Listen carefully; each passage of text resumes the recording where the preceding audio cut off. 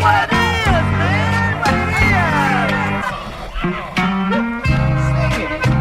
What's going on, man?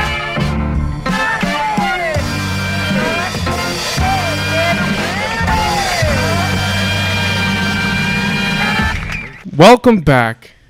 Today, we are joined with the long-awaited Juna Thrifts. Juna, thank you for being here. Thank you. It's a pleasure. I appreciate you for inviting me on. Of course. Yes. It's Juna from Juna Thrifts here. Yeah. Yeah. So, I know you probably have a lot to say. Is there anything you want to get off right away? Not really. I feel like I have a lot of strong opinions on stuff, but I forget until it's brought up. So Ooh, the more we great. talk, the more I'll have strong opinions about shit. Can't wait. Okay. So, Juna, for the few amount of people out there that might not know who you are, what you do, could you run them down for it? At its most basic level, I'm a vintage clothing reseller who sells via Instagram. That's pretty much what it is. I mean, yeah, on a basic level. You're like a lot more than that, though. feel like You you're a lot more you than you make clothes sometimes. Yeah. You had a band for a while, Sidewalk Crack. Whoa, that's deep cut. Deep cut. Why Should I have didn't not told the people about it? No, I gatekeep that all the time. No. Bleep that out in post, y'all. Bleep that out in post. I mean, How'd you get into thrifting originally? Or would you say thrifting got you into a lot of creative things?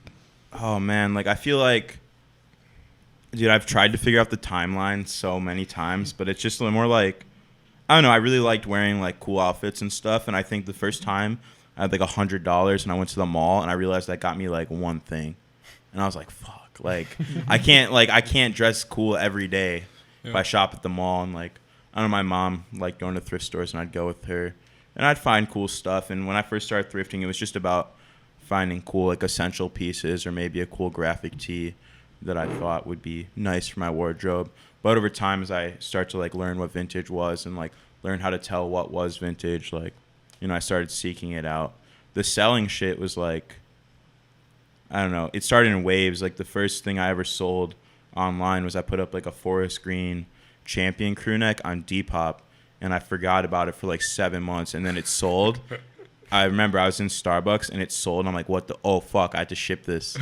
And like I was like, damn. And then I just started putting more shit on there and it was selling really fast. It's because I underpriced everything. But it was selling and I was like, damn, bro, this is sick. And I kept doing that, and then like, I don't know, I got some like regular jobs and just stopped because I was just doing it for like money or whatever. And then I finally started taking it serious in like early 2019.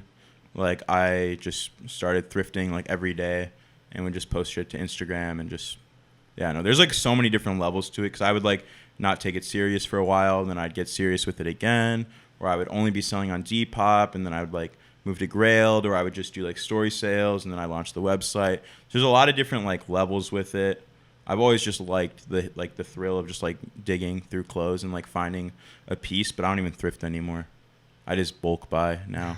that's the key. I don't thrift. Yeah, I don't know. Bulk buying It's goes fun, but crazy. it's like when you're at those bins for like 6 hours a day It's and pain. you find like 10 things, and I tried to post like 10 items a day.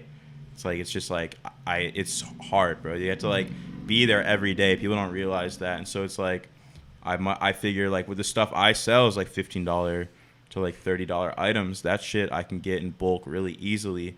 And so I might as well just buy it. If I'm going to be uploading that many items and selling that many items, it just makes sense to buy in bulk, especially because I have so many other projects I want to work on, that if the day is, 24 hours, I got to sleep 8 hours, hopefully. And, if I'm spending like 6-7 hours at those bins, that takes up so much time that I can't be doing other things that I want to be doing, like making clothes or merely just like existing and enjoying life, like going out to eat or whatever, just like doing daily shit. Like when I was doing the bins, I couldn't do that stuff, and it was getting like super depressing because I had to be like, no, I can't do that. I'm gonna go to the bins tomorrow. I gotta wake up early. I don't know. Yeah. But now you've transitioned it into you're literally saving time, but then that's giving you opportunity to do more stuff. So you're doing tees now, and you're doing more clothing design. Yeah, I Which am. is sick. I wish it would be a lot bigger now if I had like a consistent manufacturer. and if I had like a consistent graphic designer to help me bring my ideas to life. But now that I have like a consistent printer and a consistent graphic designer, it's a lot easier, and like I can actually set up like a drop schedule. So I have like 2 drops scheduled right now, and like, because my goal was to just start doing drops like every 2 weeks, and I didn't care if I sold 1 shirt from each drop. I just wanted to be consistent with it. That's really it. Consistency is key. Like, I just want to keep putting out the drops. I don't care if they don't sell at all, bro. I just want people to see these designs, because after a while they're gonna be like, damn, bro, these are kind of hard, and they're gonna be like, fuck, I missed out on last week's drop. I'm gonna cop this drop. And you know, so for me, it's just about being consistent. And now I have like the audience and the reach where I need to make these clothes, because if I don't, I'm just missing out on the opportunity. And plus, I really like making clothes. I like designing shit. I have ideas in my head I want to bring to life. And so it's fun to be able to do that, and then have an audience that is ready to, like, you know, receive those ideas and is excited for those ideas. I feel like it probably really sucks when you start and you just like have really good ideas and then no one's there to listen to them. Like, I feel lucky and blessed to have an audience who's ready to receive my ideas. And so now when I drop something, people are actually stoked right away. Whereas if you start from scratch, you have to get people stoked, and like, I don't know. Yeah. But you did have to start from scratch to get those people originally. Yeah, but I think the thing is, like, it's a lot easier to sell vintage and then start making your own clothes, because with vintage there's already a perceived value. Like, if you buy like a Nirvana shirt, you like the Nirvana songs, you like Kurt Cobain, you like that aesthetic. Like, it's easy for you to want to spend money on a Nirvana shirt. You know, it's easy for you to want to spend money on pop culture items that already have value in your eyes, because the world's given them value. If I drop a shirt with my logo on it and a phrase I came up with, why should anyone buy it? You know what I'm saying? Like, the perceived value isn't there. And a lot of people don't buy things because they just simply think it's cool. You know what I'm saying? They buy it because of the perceived values of, perceived value it has in the eyes of others. I mean, like, you're in this, like, Supreme right there. Like, you know, like, people don't, if that shit dropped today and there was not like the 20 years of that existing, no one would fucking buy it. No one would be reselling it. No one would be paying like the $150 for a hood. You know what I'm saying? So it's like, I use like the vintage to build up the brand of me. And now that I want to drop shit, there's already the audience there who already like are ready to, you know, they already see the value in it before. I didn't have to like build up the value from scratch, because I already did that with items that already have value, like vintage items. You know what I'm saying? Yeah. If that makes any sense. Makes a lot of sense. That's actually like really business savvy. It was actually. So it's like, I mean, yeah, because you think about it, like, and also for me, it's always been about just moving as much shit as possible. Uh-huh. I don't care. Like, I don't sit on shit. I try not to. Lately, I've been able to be like, no, I'm not taking that offer, because I have just like, you know, more like, you know, money to lean on, and I'm not like in a rush to sell shit.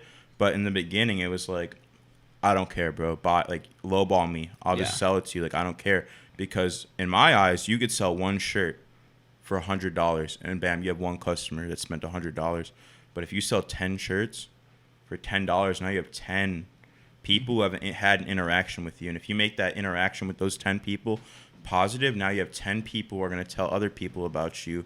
And so, yeah, maybe you're not making that $100 sale on that shirt, but now you got 10 people who are going to tell other people, and it's way bigger. You know what I'm saying? Like, that's why I've never really sold expensive shit, or like, because the people who are buying expensive shit, you know, like, that's cool. It's cool to have those buyers. I have some of those buyers. I've sold to people who buy expensive shit, but I want to sell to people who are going to make those $10 purchases, $20 purchases. It's so much easier to spend $20 5 times than to spend $100 once. Yeah. You know what I'm saying? Oh my God, this is. There's this more is people with insane. $20 in their pocket than a $100 bill in their pocket. You know what I'm Yeah. saying? Yeah. No, this is literally everything I've wanted someone to say about vintage, because I hate the fact that like people are so stingy nowadays. You know, it's like you built up this audience by trying to move shit, and that's completely like what I agree with. You know. Yeah, I mean, I like lose money a lot on shit. Like, for every like crazy come up I have, there's like 5 times where I've just like lost money or pretty much paid to ship shit out. Like, pretty much like paid out of my own pocket to like get shit to someone. And it's like, I don't care, bro. I'll just like, I want the experience to be good. It's what you have to do to build up that base. Yeah, I know. And I think like this is something interesting I'm seeing now. It's like a lot of like sneaker dudes and like hype resellers are getting into vintage because it's the new thing. And like in the sneaker world and like hype world, it's really like normal to like haggle. Yeah. In the vintage world, that does not even make sense unless the shirt's like over $100. And so I'll be like selling, and like a hype dude will come up to me and be like, "Man, this is $20. Can you do like, you know, like 17?" I'm like, "Bro, what the fuck are you talking about, bro?" It's so hard not to just like. I actually did do that. I did the other day, just be like, well, "Are you fucking serious?" to someone, and they just like, I had to realize that was not okay to do. And I should have just like kept it in my head. But like, I'm noticing that a lot. Like, I see like a lot of like people who are into sneakers and that move into vintage. They think like haggling is the proper way to go, and it's like, bro, you're buying it for a fucking $1. Like, you sell it for $2, you now have 100% profit. So why are you worried about $5? Mm-hmm. Like, to me, like, I don't look up the value of shit ever, bro. I just guess. Yeah. Like, I literally will just like, as soon as I'm putting the price in on the website, that's when I figure it out. I'm just like, yeah. This is what it should be. And I've like literally the other day, like 4 days ago, I sold a DJ screw shirt for $45. I saw that. And dude, shirt, it's like a $200-$300 shirt. Jeez. But it's like, I don't like, it's just like whatever, bro. Like, it's just like, you're giving people steals. yeah, I'm like, okay. And the dude's from Texas. I don't know. Yeah. Maybe he likes DJs. You're blessing like up, you know? Maybe I should email him and be like, "Hey, bro, I need you to name 5 DJs. Yeah, name 5 DJs. Or else I'm going to refund you. Like, Yeah. But it's like, I've taken L's like that, but I've also taken these insane dubs that I don't post about, and people don't know. And I'm just like, cool, bro. Let them think. Let them think I'm taking the L's. Yeah. But it's like, I don't know. And like a lot of the time, like the stuff that's hardest to sell, bro, are those like good mids. Oh like my the God. $40, $50 shirts are fucking impossible to sell, bro. They don't move. It's like 15 to like 30 is like the easiest to move. 15 to 30 or like actual hype shit.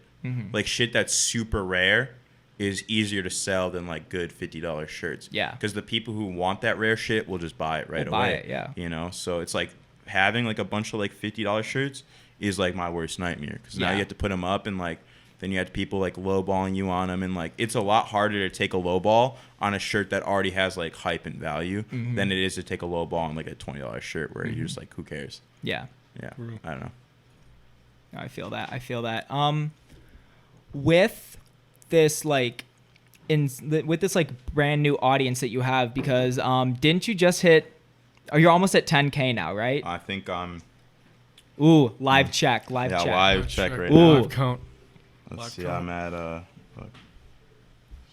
at 92 followers away. Oh my God. Right Get this now. man. Insane. I know, I'm Insane. pretty excited. Take us through how you grew that. So the Juna Thrifts page, the first name on that page is T-shirt of the day, and I would just post the shirt I was wearing and be like, "Yo, bought this at Salvation Army. I like this shirt because the colors are cool." And I would just post every day what shirt I was wearing. Beautiful. And I would be clear. I was like, none of these are for sale. I'm just showing my closet. And then I was like, fuck, I'm broke. I'm going to put up some of these for sale. Hey, bro, you know, I'm just fucking broke. I want to sell some shirts, get some money, you know. And I'd put some up, like, whatever. No one was really buying them. It's okay. And then I was like, you know what? Fuck it. I'm just going to change this page. And dude, I had the worst vintage account name of all time, bro. I saw like a screenshot of that account. Bro, that shit looks like a scammer account. What was it called? Thrifted X Heat. Ooh. Bro, that is like, and like the profile picture was just like a close up picture of like my shirts on a rack. Oh my God. And it was like PayPal, Cash App accepted. Started like, from the bottom. Bro, it No looks like guarantees. I'm about to scam you, bro. Nice. Like, I would not buy from that account. I'd be so sketched out. And like, I don't know, that, and then the way that account took off is because I was doing TikTok at the time, like late 2018. Yeah. And The OG. really OG, really actually. early. Before fashion TikTok existed, before like trendy Explorer page fits were like on TikTok, I was wearing, you know, fits, I guess. They're cool fits. I was trying a lot harder in 2018. Like I was the trendy Explore page fit back then. I was trying so hard. Side bag, striped shirt under the shirt, tiny hat, earring, cuffed with the fucking, you know, Converse. I had it all, bro. And I was wearing those in my TikToks, and kids were like, yo, where the fuck you get your clothes? And I'm like, yo, I'm selling them on Instagram right now. And like that, and those kids would come over to Instagram, and that was my first sale on Instagram ever. Like, was someone just bought like a Winnie the Pooh, or it was like Winnie the Pooh shirt off my Instagram, and they came from TikTok. Nice. And then as more kids came to the Instagram from TikTok, the Instagram just started growing, you know, by itself through like Instagram. Like, it wasn't even TikTok followers anymore. It was just other people in like the vintage world on Instagram. And I was making money, and I just stopped doing TikTok because I'm like, yo, I'm making money, and this is taking a lot more of my time. It's way more rewarding. Like, I like making money and feeling like I'm doing something like to grow myself than just like making videos online.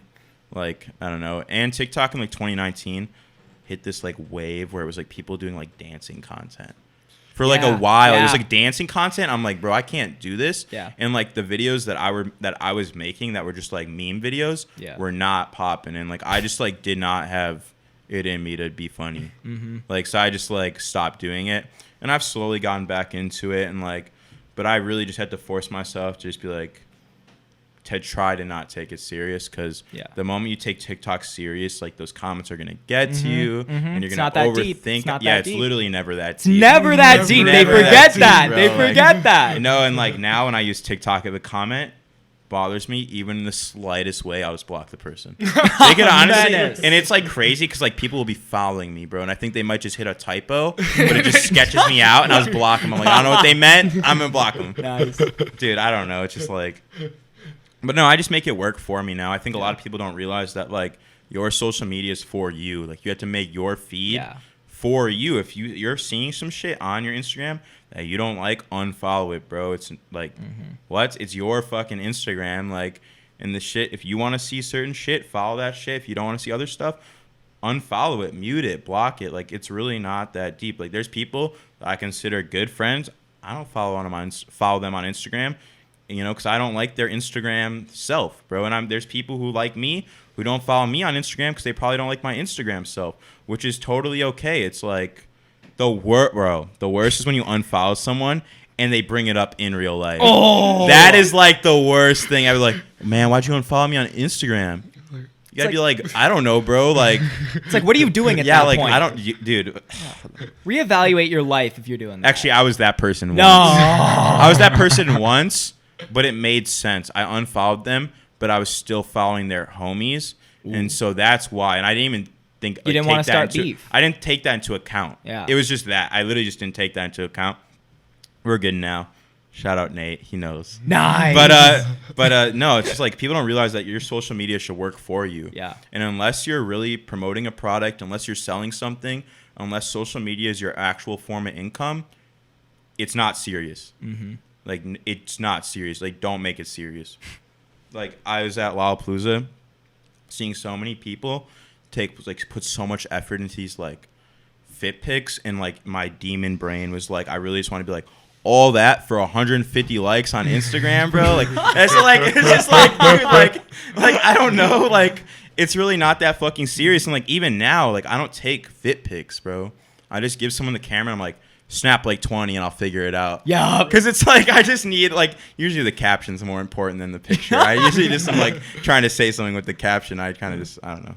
But it's like, it makes me so bummed to see people stressing themselves out over Instagram when it's like, bro, you have a real job, like, that pays you money. The Instagram does not do anything for you. Like, why are you stressing out? I don't know. Like, I have a private page and I just post like 30 times a day. Yeah. I don't like it's because that's how I think Instagram should be. Like, I think people should just post whatever the fuck they want at any time, unless you're making money off your Instagram and that's your job and that's how you're gonna grow yourself and that's gonna be your career. It's not serious. Post whatever you want. Post however much you want. Post whatever pictures you want. Post however much you want on your story. Like, it does not matter. Like, literally, people like are stressing themselves out to the point where it's just like terrible for them over social media, when it's like, it really doesn't fucking matter. It really fucking doesn't at all. And like, I don't, Cool. Don't even know how we got there. I had to just, Honestly, I just had to say that because like, no, the people needed to hear it. Yes, unless you're making money off your Instagram and unless you're selling a product or unless you are the product, don't fucking stress yourself out. Post whatever you want. It really does not fucking matter. None of that shit matters. There we go. Let that be known. Let that be known. Yeah, it really fucking doesn't. Like, at the end of the day, bro, all these like social medias are not gonna exist. Yeah. Something's gonna knock out Instagram. Something's gonna knock out Snapchat. Facebook's already slowly dying. You know, like it's gonna be a cycle. So why are you putting all your like mental health eggs into the basket of Instagram? Like, go outside. Like, literally, like the go outside, touch grass shit is real. For real, Like, I touch trees. bro, well, no, I think about it a lot. Like, I think this is what I'm really disappointed in TikTok. Like, they're not disappointed, like, but it's just like it's sad to see. Like, in 2018, you'd go on TikTok and you could post like 30 times a day, and it was just fun. You could post whatever you wanted, and like people were having a good time, and like it's turned into this like political war zone. Like, I like look through the comments sometimes, and I'm like, holy shit! Like, it stresses me the fuck out, and like I like want to do this thing where it's like, I like just like so bad. I just want these kids to go outside and try to bring up any of these issues to a human being that's on the street and see how far that goes, bro. If someone brought up like a TikTok issue to me in person, like on Brady Street, I'd be like, what the fuck are you talking about? And I would just keep it moving, bro. Like, it's not, bro, like, holy shit, bro. Like, none of that shit fucking matters, bro. You're putting all it. I feel so bad. Even though I'm young, there's kids younger than me, like, and kids in high school, you know, who are like growing up in this fucking era where it's like what the fuck. I feel so bad. Like, I'm stressed for this upcoming like generation, bro. Like, well, and it's just they just, like a lot of, like the comment section like is so stretched into what like they're arguing about, where it gets to the point where it's like you don't even know what they're arguing here's about. Here's a real theory I have about TikTok. If you post a video, right, and I've seen this happen, and so I know this is a real thing. This is a real fucking thing on TikTok. You post a video and you get like 5 of your friends to comment something negative on it, and then the video, all the comments will be negative from there on out. Whoa. If you post a video and all your 5 friends post something positive, the whole comment section will be positive. It literally doesn't matter what the video content is. It literally matters who comments on it first and like what they're pointing out, because I've seen it. I've looked at like really big TikTok people. Like, I'll just like, you know, like let's say like, I don't even know him. Like Addison Rae, bro. Okay, I went on her page. One of like the posts was she was like lip syncing to a song, and everyone's like, "Wow, you're trying really hard. Like, ew, this is cringe, embarrassing. Like all this. Like, wow, you have all these followers and you just do this." Swipe up, next video, same fucking thing, lip syncing. All the comments are positive. So it's like whoever was the first to comment on there dictates how the whole comment section is gonna be, and so that's what I think like all the time whenever I post a video and the comments are starting to get like annoying, bro, I just think, yo, bro, there's definitely like, this is not even like, it doesn't matter, because literally none of these kids care. Like, they all are just mimicking the comments they see on the video. For real. So it's like, it really doesn't, like, none of those comments are real, and like none of those people, like, they don't have real thoughts, so it doesn't matter. I don't know. Yeah. You're not wrong. Have you experimented with or do you like? What do you think about the algorithm? Oh, the big A, the big A. All right. It is real. And there are things you can do to have Instagram work in your favor. But in all honesty, you're just gonna have highs and lows with Instagram. There'll be times like right now I'm on a high right now. Everything I've posted is like 300 plus likes, hella comments. Like, my Instagram views are up super crazy. Like, I'm on a high right now, but I know that when this high comes, because it happens without fail, there's going to be a low where I'll post something that's fucking fire, or a post that should do good, and it's going to get like 80 likes. And it's like, I can't do anything about that. And so you really have to just like learn that like it's not your fault. You can't do anything about it. Like, even my friend, like I have a friend, Sasha, she has a way bigger account than mine, and like she has a different definition of what's a little amount of likes. You know, her little amount of likes is like, wow, I'm like, whoa, what the fuck? But still, even her, she gets like these periods where it's just like super low, and I don't know. No one's gonna guess the algorithm.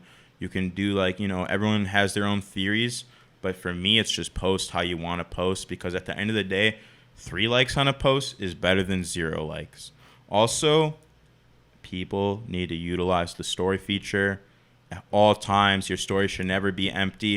If you want to be person who makes money off Instagram, your story can never be empty. More people are going to view your story than will view the post. Yep. That's literally just a matter of the fact, bro. Like, if you're posting shit and you're like, wow, my posts are so good, like, why do I only have this many likes? Like, okay, so let's say you post and it gets 10 likes, right? But you post on your story and it gets 20 views. You're already getting double the amount of people looking at what you're doing. So don't worry about the post. Worry about the fucking story. Like, the story is important. And also, people don't realize the story is called a story for a reason. Have your story have a narrative, bro. Like, that's why I'll take what I'm doing and I'm like, how can I tell a story out of this? I'm not like that, like, oh man, what am I gonna do? Like, write a storyboard for the day. But I do think, what can I do to tell a story right now? You know what I'm saying? Like, that's what the story's there for, and that's why I don't share other people's stuff. It's not out of like, I don't want to share other people because I want to just be the star of the show, but it's, I want my story to have a narrative. I want you to look through it and it will be like you want to look through it and you pause to read everything because there's actually a narrative to it. Where when you look through a story where it's just sharing other people's posts all the time, it's like, I'm not learning anything about you. I'm not gaining any knowledge about what you do. I'm not gaining any knowledge about you as a brand. I'm not gaining any knowledge about what you're selling. I'm just seeing other people's cool shit. Like, that's cool, and I share people's posts sometimes too. But if you only share other people's shit, then your share doesn't matter, bro. Every time you share other people's shit, your share is losing its value. Because now if I share someone's shit, it's invaluable. It's like, oh fuck, Juna just shared something. I gotta go check that out because he never shares it. Whereas if you're just sharing other people's shit all day long, who cares, bro? They see it all day. Like, also, I will go on Instagram with money to spend. I want to go cop some shit. And I'll look at the stories and I'm like, bro, it's not even your shit. Like, what are you selling, bro? I want to buy something. At least just like, I want to buy from you. And I'll look and I'm like, these are other people's shit. Like, come on, bro. I really, like, people don't realize that the story is the most important feature on Instagram. That is what is the most valuable thing on Instagram. I mean, genuinely, like, that's how I think that might be like your strongest suit. Like, that's how I became like aware of you in like the community. I was like, wow, you're really posting like everything you're doing. I got to kind of see your character evolve with your stories. Yeah. And it was kind of beautiful to watch, honestly. I look at, like, sometimes I like way overshare. And like, I'll look back at old stories. I'm like, bro, why the fuck would I say that? Like, people don't need to know I'm up to like what I'm up to that much. but like, you know, like, yeah, it is important to tell a story, and it's important to tell people what you're doing and to let people in, you know. I think, like, yeah, it's the most important fucking feature. And the story is where you can be the most creative on Instagram. Sure. There's so many options to make your story unique to you. Yeah. Like, what I'll do a lot of the time is, if I do a question box, if I do like, yo, ask me a question, I'll use the same background image. So when they're scrolling through the story, if they see that big background image, know it's time to ask a question. They'll know. I'll just, it's not like the same image every time, but I'll usually just take a fit, zoom in, save it, and then that's going to be the background image for all my questions. Because now when they're zooming through the story, if they see that big image, they're going to be like, oh, that's an answer to a question, and look at that. Oh. You know what I mean? Because the story will be like, you know, all right, the shit I post at the end of the night, like the shit that I just put on the site, you know, what I'm doing throughout the day. But when I do a question box, the question thing will have the same background. Okay. So people are associating that image at that time with, oh, he's answering a question. Let me look at what that is. That's really, you know, I'll zoom in, and that's like my aesthetic of the story, you know. Some people will do a question box and then put a picture associated with the answer, which is cool. I do that sometimes. It takes a fucking long time because you now have to find a picture for everything. But that's just how I do it. And that's why I like the story. You can cater it to your own aesthetic. Like, a lot of people use their story differently. Like, I like how Ass Pizza uses his story, like, super chaotic with it. Like, none of it makes sense a lot of the time. Like, or he does the 7:30 every day. Like, I like that. There's people's stories who I don't even really care about what they're doing as, like, I don't really care about what they're selling or what they're doing, but the story is good. Yeah. And I like watching for the story, and I'm now giving them my attention. And really, social media is just, social media is free, but you're paying with your attention. Yep. Social media rewards the people who keep people on the app longer. Yeah. If you got people really looking through your story and holding it down to read it and then interacting with the questions, Instagram will boost your shit, because what they want is people looking at the ads. And if you can keep people on Instagram longer, they want you. They're gonna boost your shit because they want people looking at more ads, because it's not free. It's not free to run those shit. Run Instagram. They run it through ads. If you can keep people looking at stuff on Instagram, they're gonna boost your shit. Gotta have a good story. Yeah. Genius. Yeah. Here's one algorithm tip. You should do like one yes or no thing, like every couple of days. Really? That's like the only thing I know. Oh, It's cool. like a thing. The question, like yes or no Like thing. the two. Yeah, the two. Yeah. I don't think some people know they can edit those. Sometimes people do like not a yes or no question and just put the yes or no. I love that. Like I love when people like don't realize they did it wrong, and it's, I don't know, it's funny. Yeah. I have a question. So you've been doing pop-ups for a while. How do you equate like making connections for like business like from social media to in person? Which one do you like better, and which one do you feel like is more interactive? I think, well, this whole upcoming year, I just turned 22, and I look at my you know, like there's the new year, like, you know, we're in the year 2021. Yeah. I look at the years as like my age. So I just turned 22. This is year 22. Okay. That's how I look at it. I'm in the year 22 right now. I'm in a different time zone than everyone. So my birthday was just at the beginning of the month. So we just started the new year. Yeah. You know, and I look at all my goals from like the new, like from my birthday to the next birthday. That's how I view the new year. So this goal as a year 22 is to do more in-person things. I think the word pop-up means absolutely nothing anymore. Everyone has done a pop-up. Pop-ups are overused. That word means absolutely fucking nothing, bro. Like, that shit's beaten to the ground, bro. Like, but I think when I try to do pop-ups, I try to make sure that the pop-ups I'm doing have a purpose and are bringing something new. Like, in April, I did a pop-up at Say Word. First pop-up to happen at Say Word. That's something new. Say Word's never had a pop-up. I did it. I also hit 8,000 followers. It was in celebration of that. That's what the point of that pop-up was. Then I did one at Sky High Skate Shop with Unfinished Legacy. Unfinished Legacy has never done a pop-up with a vintage seller. So, bam, that's something new to the table.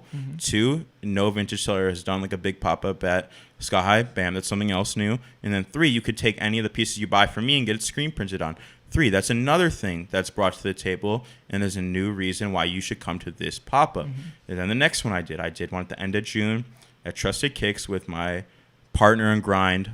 Fucking love. That's a sick phrase that I don't like to say too often. I want people stealing it. But partner in grind, tough. Yeah, that's a tough phrase. Heavy. Partner in grind. Okay, bro, yeah. My partner in grind, Vaughn Stefani, he is anti-pop-up. Like, he is so anti-pop-up, but I got him to do one, and so it's his first time his art was exposed on like a pop-up level. I bought some from him that day. Yes, exactly, bro. That's a new thing we brought to the table. I did a pop-up at All Goods at the end of July. That was the first time they ever did a block. That's the first ever All Goods thing. Fest? Yeah, All Goods that was Fest. A that good was the time. first one. Yeah. So that's another new thing I'm bringing to the table.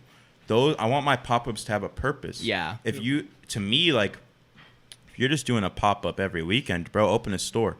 Yeah. Like, you know what I mean? Oh my It's God, like, yeah. Open a store, bro. Like, it's not a pop-up anymore, bro. It's just like, what? It's not. There's got to be a different word, bro. That's not a pop-up. That is just you. It's like an extended. That's just like you doing your shit. Yeah, that's like just you. That's on you. That's like, yeah, no, like there's got to be, and it's like that's good if you want to do it, but the word pop-ups got like diminished into nothing. And like I'm gonna go on the record. I'm gonna just say this. I did the best pop-up of the summer 2021. Let me say why. I announced this is my 3rd year in a row. I did the $10 pop-up in front of the art museum. Insane. Right? Okay. Insane. So the first time I ever did that, you got to understand, under 2,000 followers. And I just post on Instagram, yo, I'm going to bring all my clothes in front of a place you're not supposed to bring your shit and just sell it for $10 each. Like, yeah. And bro, and kids came. And right? Okay. But this year I did it. I announced it with like under 48 hours notice. Yeah. You can't park at the art museum. Yeah. There's literally 0 parking, under 48 hours notice. Security wanted to kick me out during it. And I'll just say this, bro, like I made more money in 2 hours off shirts that are $10, and I did the whole All Goods Fest, and I was there for like 5 hours. Genius. And now, granted, I was not the most prepared for the All Goods Fest, and there was other vendors at the All Goods Fest.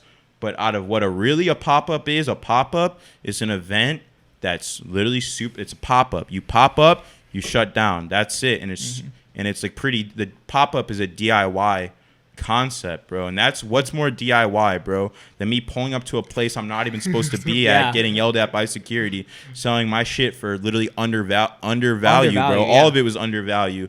Like, none of those pieces were actually $10 on my site. You couldn't get any of those pieces for cheaper than that day. Yeah. And no one could fucking park, and so they had to get there somehow. And so, like, bro, and I did, like, I'll just throw out a number. I did like 750. That means I sold 75 shirts in 2 hours, bro. Yeah, Jesus. Like 75 articles of clothing in 2 hours at a place no one can park with under 48 hours notice. Crazy. That's a pop-up. That's a real pop-up. Crazy. You know, I don't know. I'm just saying that. I'm just saying that's a real pop-up. No, that's really cool. That's a real fucking pop-up. That's bro. really cool. It's really cool to see that, like, it's kind of an honor to have someone who brings like this amount of innovation to the vintage community, like in our community, like in our city. Pop-ups should have a purpose, bro. Pop-ups what are you doing? Like, if you're just doing it every weekend, pop-ups make a lot of money. Pop-ups make you good money. I always walk away from a pop-up being like, damn, bro. It was a good day. Yeah, bro. I'm gonna order 2 burgers at Five Guys. Woo! You know what I'm saying? Like, ballin'. But you know what I'm saying? Like, pop-ups are good money, but it's like I'd rather make the money slow and save the pop-up to have an actual purpose, because I wanted to have people actually be excited. If I'm doing a pop-up every weekend, who fucking cares, bro? They can see. They know they're gonna see me next weekend. Why do they need to come through to this one? I want the pop-ups to actually have hype. The hype is so hard to build, but so easily lost. You know what I'm saying? Damn. Think about how many people, like, you know, they get the hype, they have the hype, and then they take too long. They try to ride the hype wave, and then the hype's already over, and they fumble the fucking bag, bro. You gotta know how to handle the hype, and you gotta be able to know how to build hype. That's essential. Hype is more valuable than really most things. Yeah. Hype is probably the most valuable thing in the world right now. Well, yeah. If you have hype, you can get people to spend $1 million. You know what I'm saying? Just look at Supreme. Everyone's trying to have their moment, but no one knows how to keep that moment Yeah, going. I mean, and it's like, if you're trying to, like, that's what happens. If you do a pop-up every single week, okay, if you just care about selling shit and making money, pop-up every week, go ahead. That's, like, exactly your purpose. But that's not I don't want to do that. I want the pop-ups to have a purpose and to actually be hyped and do something different with each pop-up. I want the pop-ups to have a reason, you know what I'm saying, or to bring something new to table every single time. Because the pieces I'm bringing to the pop-ups aren't too exciting, bro. They're $15 to $30 pieces. Like, I'm not bringing anything that people are going to see and be like, holy shit, this is, like, fucking mind-blowing. So the pop-up has to have another reason to be exciting rather than just the clothes. Yeah. Damn. Impressive. Very impressive. Very impressive. Don't call it a pop-up. What? We need that. Pop-upception? Hey, actually, yeah. Hey, I told Views, Simon, and Pablo, dude, I'll just say it right now, they have the best pop-ups in the whole city. And I texted Pablo and Simon in the morning. I should make a group chat with the both of them. Sometimes I just send them both the same question because I don't know who's going to answer. So I might as well just send them both. Smart. Like, yeah, but dude, they need to change it. Free game for them. I think Pablo said he's going to use it, but they need to change it, and they need to say, bro, this phrase is so, when I drop this, you're going to be like, bro, this is so sick, bro. They need to, and if you don't think it's sick, just pretend. Okay. But dude, they need to say, we throw parties, not pop-ups, bro. Because that's literally it, bro. They throw parties, bro. It's literally a party where they sell their shit. It's not even like a pop-up, bro. Crazy. Yeah, I go to a Views pop-up because I'm like, bro, there's a chance I'm gonna get fucked up. Yup. Like, I'm gonna, you know what I mean? Like, I'm going to this pop-up like ready to fucking get drunk. Yeah. Bro. Like, you know what I mean? Like, I don't know what's gonna happen at it, bro. You get free. I walked in not expecting, like, I got a free sandwich. They were giving out sandwiches. And water. Actually, really salty. Was it the cousin subs? Yeah. Bro, I didn't get one. I got no. Just going here. Man. But you know what I'm saying? They got rappers at, like, see, when you go to a pop-up, like, how long can you stay at it before you're like, yo, let's dip? You know, most pop-ups, it's like, even my pop-ups, the stability is like maybe like 25 minutes, you know, maybe more if you're in a good conversation with someone or me, you know, whatever. But dude, the views pop up, that's like you're there from beginning to end. They throw parties, not pop-ups. They need to use that. Damn. Because that's really true. They do. Yeah. Bro, who else can throw a pop-up at like 7 p.m., bro? On God. That's a party. That's a party. You know what I'm saying? Like, it's a party, bro. They need to say that. We throw parties, not pop-ups. They do. What was I going to ask? Okay, so Juna. Yes. One thing that I notice about you is your unique personal style. I'm a person that values personal style a lot. Mm-hmm. The very big T-shirts, you know, it's not even big though. It ain't even big though. The evolution from, I remember you had that phase where you were like cutting out the necks of T-shirts. Yeah. Then you went to, man, what was it? Like the green Nike crew neck phase where you would like wear that. I wear that shit all the time. Yeah, and now you're in like the big T-shirt phase. How have you... I mean, like, take us through your style evolution and like, what do you think it's done for you? The big T-shirt. It's not a phase. It's here to stay. Lifestyle. It's here to stay. Yeah. It's a lifestyle. Bro. Part of my French there. My bad. It's a lifestyle. The big shirt shit is a lifestyle, bro. I remember the first time I was at the Borg Ward. Rest in peace, Borg Ward. It's on National. It's not there anymore. Okay. But the Borg Ward, I was seeing like 1% of people are gonna know what I'm talking about right now. But it was the bands Freedom, Fury, and I think Soul Search, which if you know who those bands are, that's a crazy lineup. And I was wearing like a Slipknot shirt that I got at Salvation Army for 99 cents. And I didn't know this was like a 1999 Slipknot shirt. Okay. Like it was a good shirt. Like that shirt's like in round 2. I saw it there and I was like, damn, like fuck, I had that shirt as a kid. But I had the shirt and I'm wearing it. It's an XL. And back then I definitely could have wore like a medium and like it would have been normal. And I'm wearing it and some dude came up to me and he's like, yo, bro, that shirt's sick. I'd be wearing it if it was way too big, too. And I didn't even think it was like, I literally was like, it ain't even big, though. I was like, because I was thinking in my head, I was like, bro, I got self-conscious. Like, this ain't, I didn't even know, it ain't even big, though. I thought it was just a regular shirt. It's not big. Bro, yeah, it's like, it goes back. That was like, fucking freshman year of high school. That was mind-blowing. You know what I'm saying? Like, the big shirt shit is really like, you know, and it all comes from Soulja Boy. Yup. It all comes from Soulja Boy. He's the blueprint. You know the Crank That video where he's like that fucking like 10 Oh my God, it goes hoodie, down to bro. like his knees. Yeah, bro, and they censored the Superman logo. The tall tees. Yes, bro, like that's where it all comes from, dude. Yeah. And like I was actually like really like one-sided beef because they don't know I exist, but I was like beefing with Billie Eilish in my head because I was like, wow, bro, Soulja Boy started this. Like, the like Y2K like gangsta shit is not yours, bro. Why is everyone like praising you? Like when this was started by a whole different like group of people, like not you, but you're the one who's an icon for it. Where other people are now like, you know, like you see club dress codes and it's basically like, don't dress like that. Like no big shirts, no baggy pants, all that shit. It's pretty much made for you not to dress like that. You know what I'm saying? But she was getting praised for it, and it got me really salty because I'm like, bro, there's a whole like generation of people who think those clothes equal you being a criminal. And now she's getting praised for it.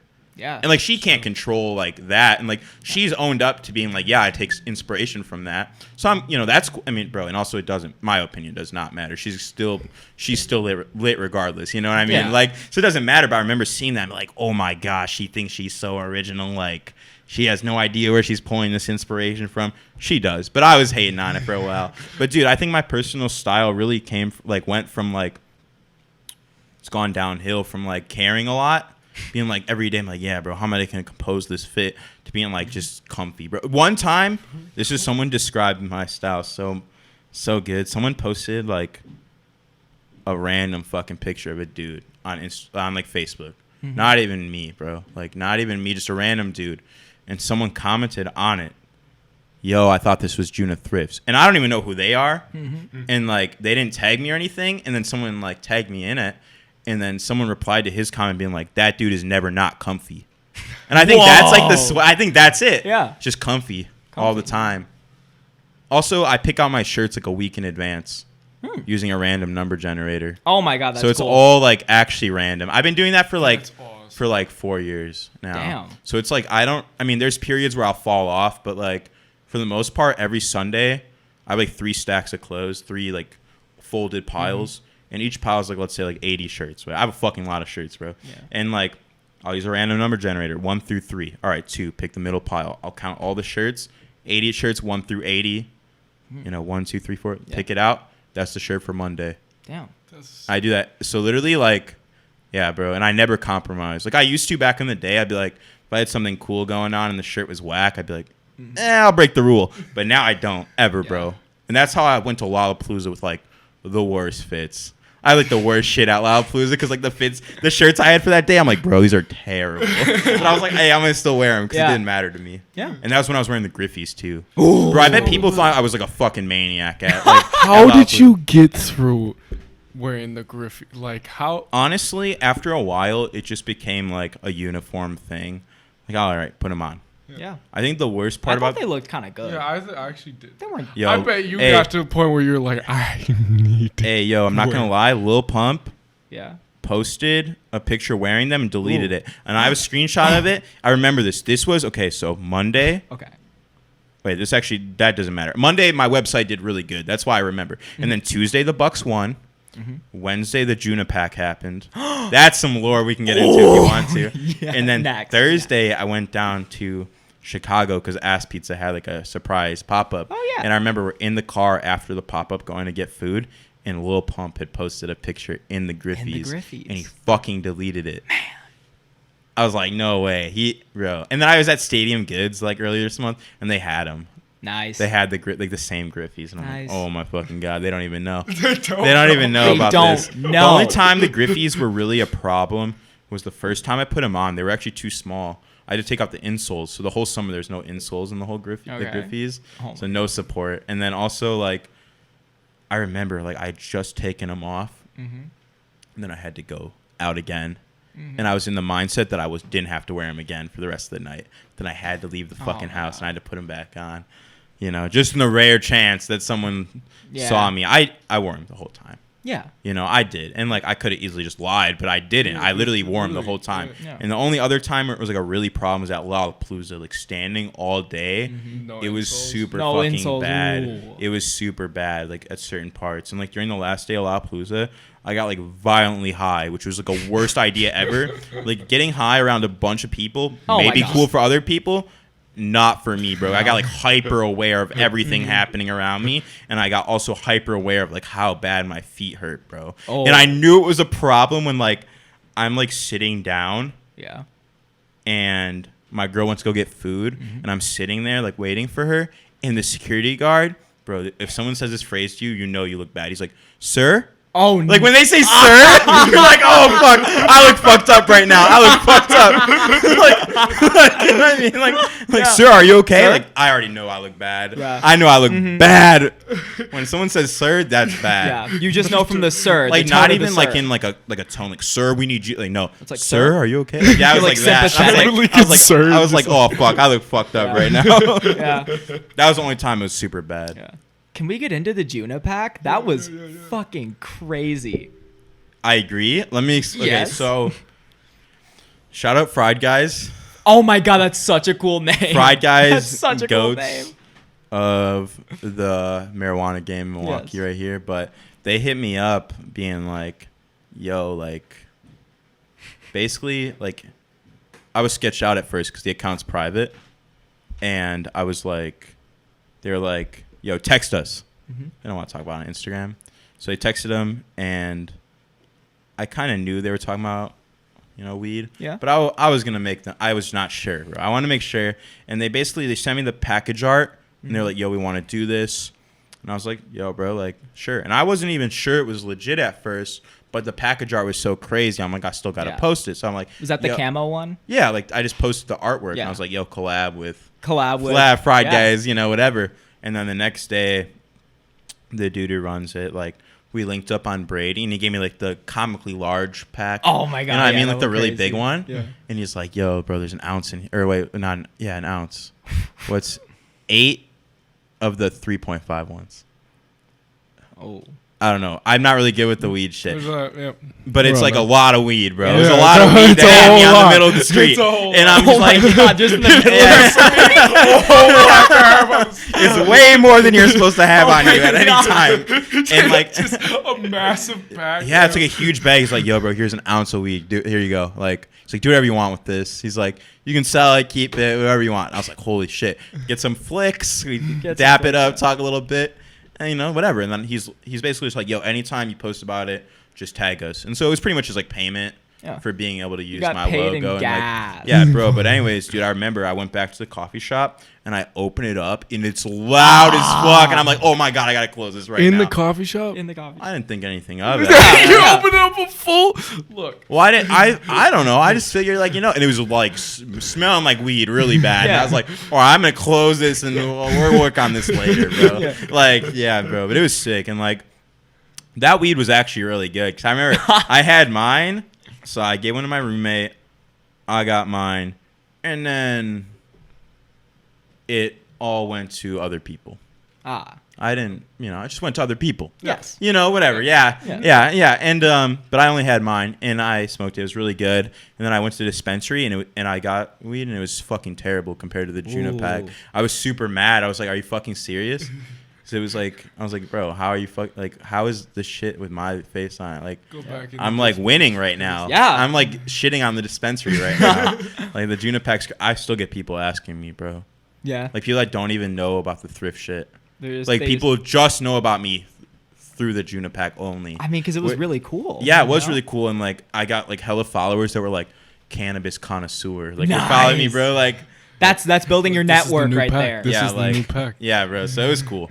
It was really cool. That was something that was insane. And I also, if I ever do it again, because we're talking about doing it again, I really want the package to say "warning for heavy smokers only." Wasn't that on it this week? Because I know that was like a kind of that was on the back of the shirt I did. Okay, the Juna Spliffs shirt. Okay, that's before the Juna pack, and that's actually what got me this opportunity. Really? Because I was never public about smoking weed. I still don't. If I'm drinking, bro, I don't even post about it because to me, like, people drink all the time, and I don't drink in like excess or anything. But to me, I still just try to keep it like keep it private, whatever. But like, I don't really post about smoking weed on my main page or anything. I try not to. And even when I was posting about the Juna pack, and I posted like a little like 3-second video of me smoking, I was like cringing at myself because no one looks cool smoking weed, bro. Like, people do, but not me. Not me. I don't look cool. You know what I'm saying? And so, yeah. But I got that because on 420 earlier this year, before I had this idea in 2020, but I wasn't able to execute it.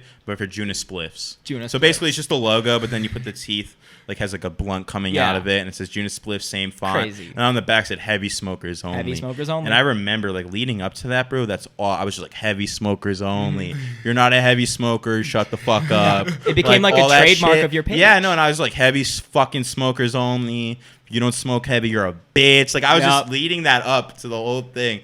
And I remember that photo shoot, bro. Like, it's like in my room. Oh, like, is that the one where it's the take on the lonely stoner? Bro, seems to yes. free There's like the meme. I love that. There's one. this here. Did you see the Juna Spliffs photo shoot? No. All right, bro. Let me pull up the picture. It's so fucking funny. We'll pull it up on the thing too. All right. Shit. All right, let me. All right, let's fill space here. Amazing grace, how sweet the sound. Been a while since I sang. I forgot the words to Amazing Grace.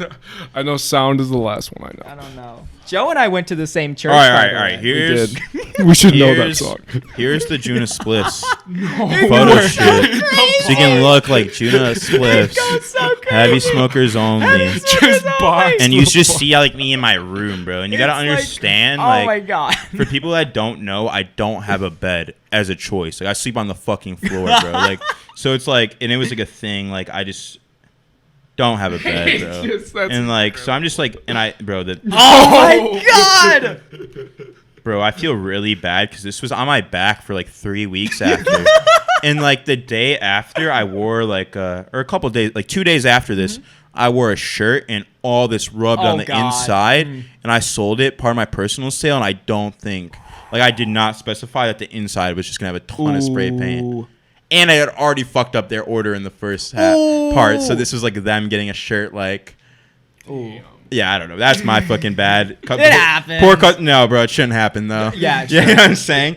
But yeah, that's the heavy smokers only, and I think that was the first time I really told everyone like, yeah, I smoke weed. Yeah. And like the funny part about heavy smokers only is I'm not a heavy smoker. Like I will like smoke like a ton of weed and just be like, oh my fucking god, I'm gonna die. Like I'm not a heavy smoker. That's like the whole point of it. I was like, you're a bitch if you don't smoke heavy. Like fuck all you. But then like I'm not a heavy smoker. You know, that's the whole point. And then I want to show you the inspiration for that photo shoot. Oh my You'll God. know what I'm. Yeah, I love that. I love that the original meme. Oh my god, it's so funny. All right, this is the inspiration Okay.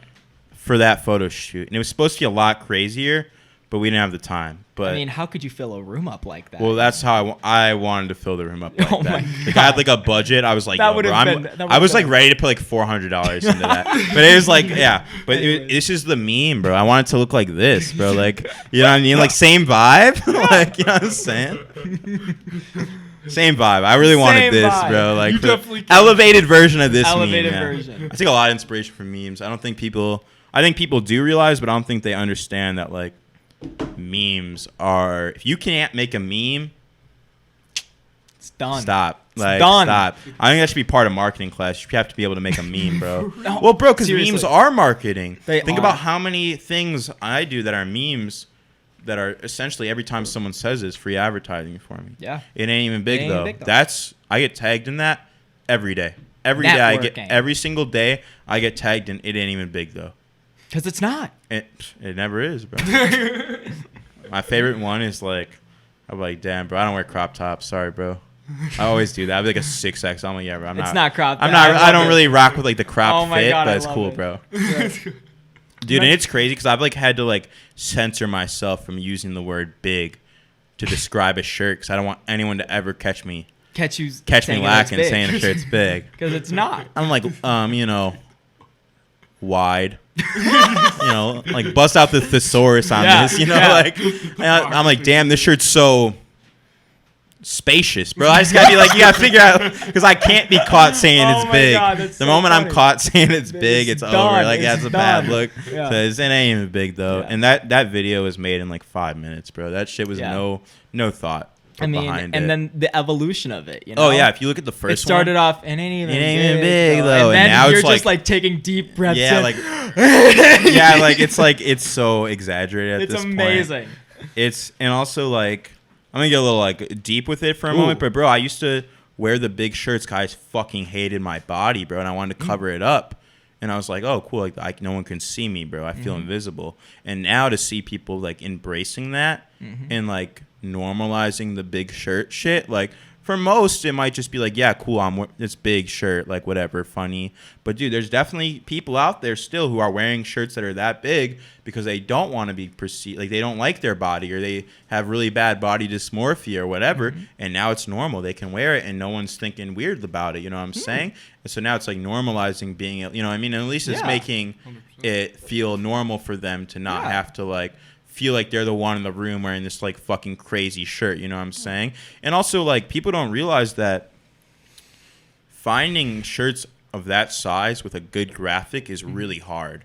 Yeah. You know what I'm saying? Like finding like a 5XL shirt with a really good graphic is hard. And my mom works with like a lot of elderly patients and a lot of them like have gained a lot of weight because they're in a wheelchair or whatever. And she tells me all the time, she's like, I wish like these patients want to be reconnected to their youth, bro. They're old, bro. Like she bought the 5XL Grateful Dead shirt because she has clients who really likes that stuff, you know, but they can't, you know what I mean? Like what they're they gained a lot of weight in their old age, you know, and they're in the wheelchair, but they want to be reconnected to their youth. And there's not fashionable options for, you know, people who have to wear a bigger size, you know? And so the more it's normalized, the big shirt shit, the more brands are going to make bigger sizes. Yeah. And the more there's going to be cooler shirts in bigger sizes. And more people who have to wear a bigger shirt are going to have better options, more style, you know, style-friendly options instead of just being forced to wear, like, blank tees. You know what I'm saying? Wow, So yeah. even, like, it's never really happened. But there would be like, you know, I see it on other people's posts. It's never really happened to me because most people are like in on the joke. But like I see people being like, "Wow, bro, you're buying like that shirt." Like people who wear bigger sizes like need those sizes. I've seen that comment and you're like before, yeah. buying them up like it's a joke. And I'm like, bro, if anything, it's normalizing having to wear a bigger size. And Yeah. like for me, like my best fashion tip for anybody is wear shit that fits you. Yeah. Like don't try to wear shit that doesn't fit you. Find what will fit you and fits your body, and that will make you look a million times better. Yeah. Fashion is really just about what complements your body type. Yeah. More than anything. And like for me, like really boxy shirts look really good. This shirt is 5XL, but it's not long. It's just really wide and short, and that complements my body type really well. It makes me look a lot taller. I don't care about being short, but it makes me look a lot taller, and the proportions look a lot correct. That's probably the worst part about these big shirts is like the length is same, fucked. yeah. And like trying to get your phone out of your pocket Oh my God. is bad news, bro. Like it's bad news. You gotta like pull it up, bro. Or like I'm checking out and like gotta get like people also don't realize I actually wear them. Like all the big shirts I get sent to me, they go in the piles and they're an option to wear, bro. Yeah, And we wear our clothes. Yeah, I here. wear them all, bro. And like, so no, there's times I'm wearing like the biggest fucking shirt and I have to go to like digicopy and I look like an insane person. Love it. But Love it's it. whatever though. It's whatever. No, it's great. Worst fear is that's a really windy day. And it's just like, whoa, you know what I'm saying? And then like, you just take off. You start flying. take off, you know, like flying squirrel Yeah, type exactly. shit. All right. I wouldn't be doing a favor to the people of Milwaukee if we didn't talk about the greatest thing to happen in the world of vintage and maybe just the world. Cardi karaoke. Cardi karaoke was like the best night of my life, dude. Oh my God. Cardi. Cardi karaoke Was a movie. was something serious, bro. Yeah, That was something serious. serious. Like that was Oh my God. okay. So that was a real example of me embracing the meme like to the fullest, bro. Like just for everyone knows the kid who like did the Cardi like who sang it 1st. Mm-hmm. I got him down for a Cardi shirt. Don't worry, he's getting like he's getting something for it. But basically like. Kid hit me up. It's like, yo, the shirt's $25. He's like, can I get this for $20? Yeah. I'm like, he's like, it's my birthday. And I'm like, bro, send me this video of you singing a Cardi song. I was going to give him the shirt for $20 regardless, but I just wanted to see. That's funny. I just wanted to see. I'm like, yo, Yeah. bro, send me a video singing Cardi. Yeah. Like, and he did, right? And it was he did. and it was funny. It was a good post, bro. It had like 1,000 likes, right? And then other kids elevated this, bro. They were like, bro, he's a bitch. I could do that better, bro. And like sending them doing it, and then like Eastside Johns was like, I could do this better. And like he sent me a video of him doing it, and I put it on the story, and like kids were clowning him, and he hit me. He's like, well, you do it better then. He's like, you do it better. And like, and I was like, yeah, bro, I'll make my own video. Yeah. Like, but he kept reminding me. Like, I think, I don't know, shout out Eastside Johns, but I think he was like, yeah, bro, you do it better. I think he was like being serious about it. So I did it, but like, I was like, bro, there's so much energy around this. Yeah. I gotta just make it a thing. Yeah. And so I did. So I was like, yeah, bro, we gotta do like a Cardi karaoke. Cardi Like I just like, karaoke. and honestly, I did it with like not even knowing. Like I announced it with not even knowing what I was gonna do. But I was like, hey, bro, I'm going live at this time. We'll figure it out. You know? Yeah. Dude, I gave out so much free money, like free Really? store credit that day. Give it like $650 in Oh, credit, nice. plus like maybe like another 150 in like free shit. Oh yeah. Yeah, like I gave that was like for the culture that That month. was for the culture. I did not make any money during that. Like you don't realize I did not make any money Yeah. during that. And then once it was over, kids like, yo, bro, next week. I'm like, no, there's Next no next week? week, bro. Like Yeah. there's like next year, bro. Yeah. Like and also people don't realize that like Cardi's at this point where it's like he is surpassing a lot of other rappers because he's doing a lot of rappers fail to do, and it's evolve. You know what I mean? Like, Yeah. everyone's hated when they first started doing something different. Mm-hmm. I would just like to put it on the record. I was defending Whole Lotta Red. Same. On Same. Christmas Day. Night of, I Eh, make a video saying music shouldn't be allowed to be this good. And like I literally, well, it's because for me, like I grew up like punk music. Yeah. And like metal music and loud extreme music was always like my first love in the music world.